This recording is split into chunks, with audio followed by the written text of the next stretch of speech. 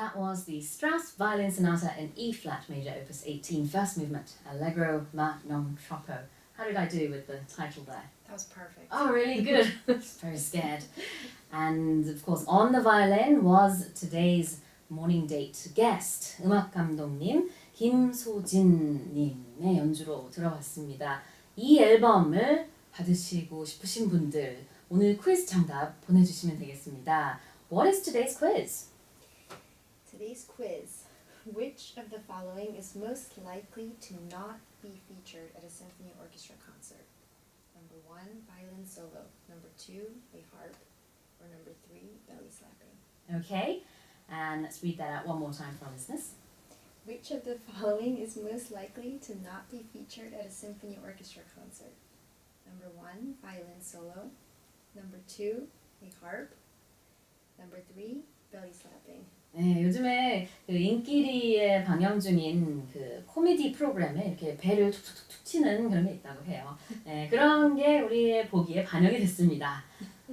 심포니 오케스트라 콘서트에서는 볼 수 있을까요? 없을까요? 여러분 정답 많이 보내주시고요. 짧은 문자는 50원, 긴 문자는 100원, 샵 1045로 보내주시고 반디 게시판이나 카카오톡 플러스 이용도 가능합니다. 추첨을 통해서 바로 오늘 주인공이 연주하신 앨범 김소진 씨의 새로운 앨범 The Grand Duo를 보내드리겠습니다. Now let's talk a little bit about your background because you are Korean, although you moved to the States when you were quite young. Now you mentioned earlier on you were born in Yeosu, is that right? So is that where you lived for the entire, duration of your stay in Korea? No, I ended up moving to Seoul to go to kindergarten and a few years of elementary school. Mm-hmm. And then I left for the States with my family. Okay, well since this is also an education related program, how was your English when you first went to the States? Oh, it was, I think, probably non-existent. Oh really? Yeah. 전혀 못하셨어요?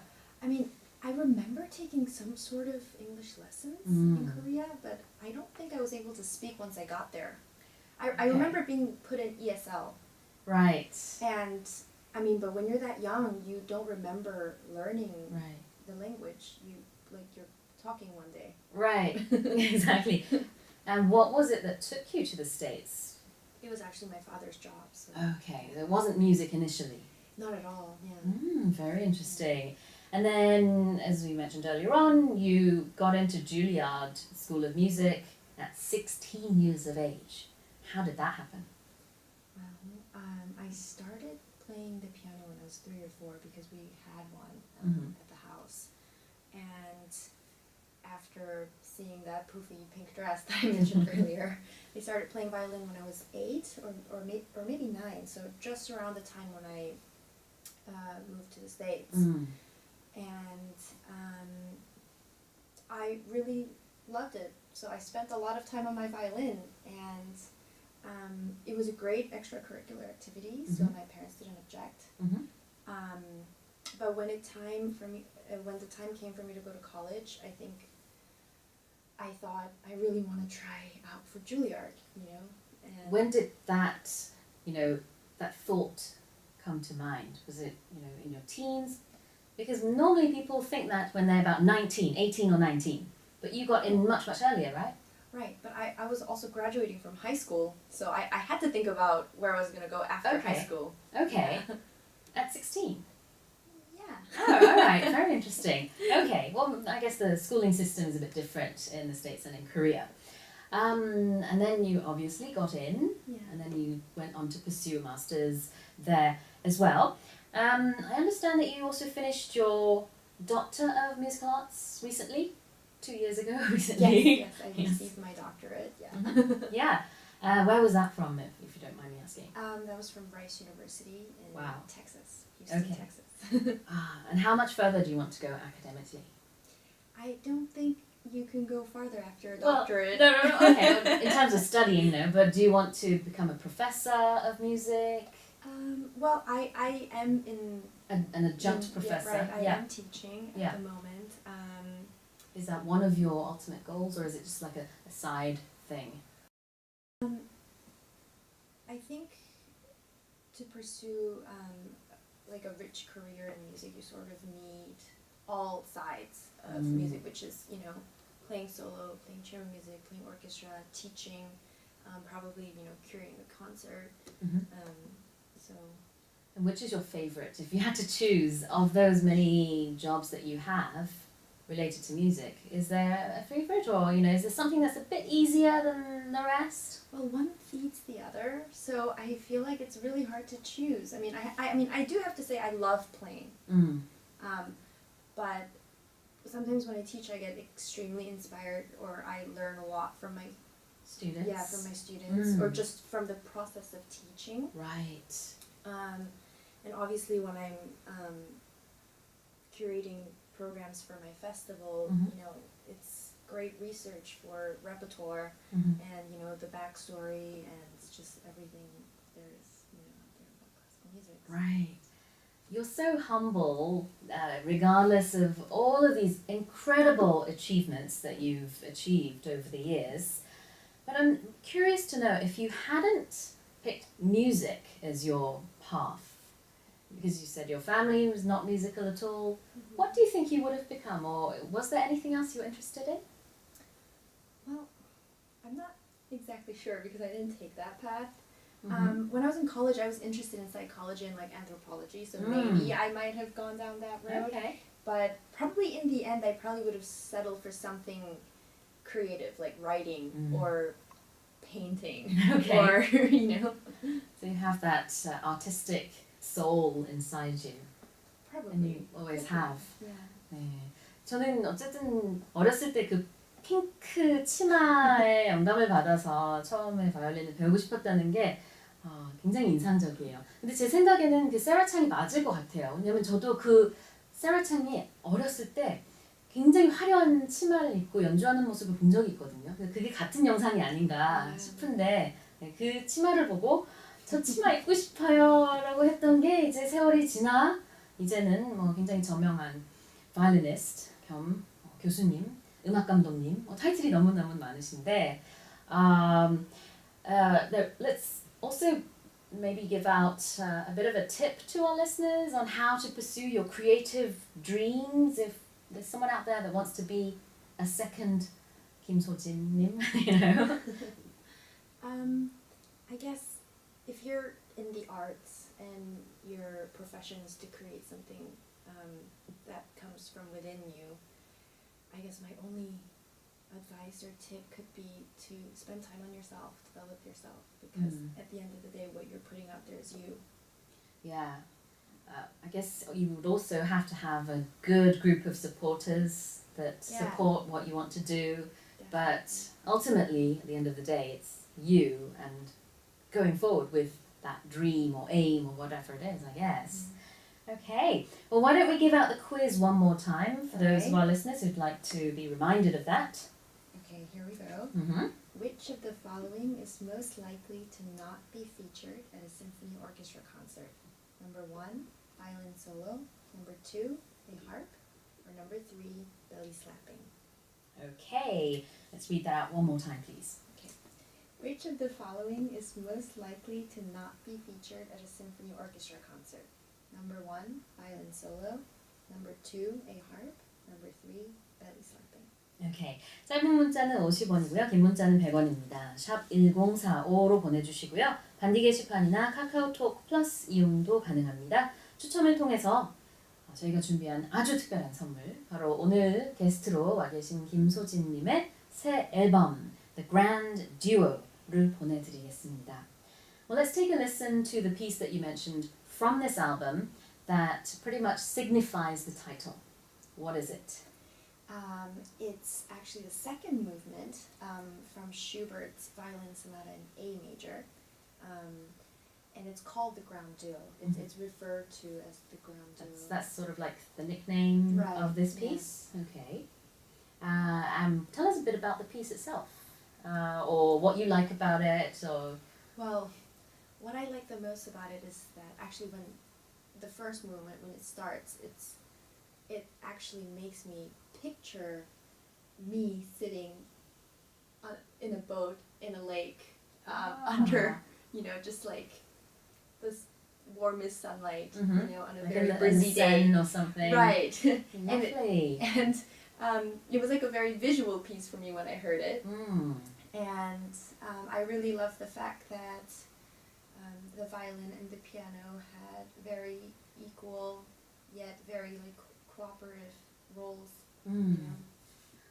저는 이게 너무 좋네요. 연주하시는 분의 생각을 이제 들어볼 수 있다는 게. 여러분도 한번 상상을 해보세요. 이제 곧 틀어드릴 텐데, 김소진 음악 감독님은 이 곡을 연주할 때마다 샌느강이나 이런 좀 아주 평화롭고 아름다운 그런 강 위에 돛담배에서 앉아가지고 햇살을 받으며 노를 젓고 있는 그런 상상을 하시면서 맞나요? 아닌가요? 네, 근데 1악장 들으실 곡은 2악장. 1악장을 그렇게 상상하시면서 연주를 하시고 2악장은 조금 더 빠른 네. 템포이기 때문에 그러면 뭐 배를 좀 더 빨리 젓는 노를 젓는 건가요? 어떻게 되나요? 한번 저희도 상상을 해보면서 들어보겠습니다. 슈베르트의 바이올린 소나타 앨범에 나온 세 번째 곡이죠? 네, 두 번째 곡입니다. 네. 죄송합니다. 네, 한번 들어보도록 할게요. And that was one of the pieces in the new album The Grand Duo, featuring, of course, the talented, the genius violinist, Kim So-jin, and she's sitting right in front of me this morning. So, So-jin, you corrected my pronunciation for scherzo. It's not scherzo. I apologize for that. It sounded really chic. Thank you very much. You're so nice. But you are very busy these days, especially with the Yosu International Music Festival, if I'm not wrong. When does that begin and what's happening? What's your role in that? Well, the festival begins on the 23rd of August, Mhm. and we have concerts every day, so on the 24th, 25th, and the 26th. And my role is the artistic director. Right. So I invite all the musicians and I program the music, and I try to come up with something that people would like to come and listen to and have a great time. So 8월 23일부터 26일까지죠.